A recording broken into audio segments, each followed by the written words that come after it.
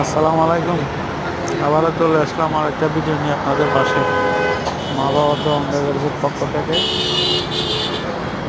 আমার এই গাড়িটি নাইনে আসছে 40-50-এর উপরে ওনার গাড়িটা টান ওঠে না। গাড়িটার সমস্যা হলো ক্লাস বাটি, প্রেশার তেলে ক্লাস প্লেট তিনটাই খুব অবস্থা খারাপ।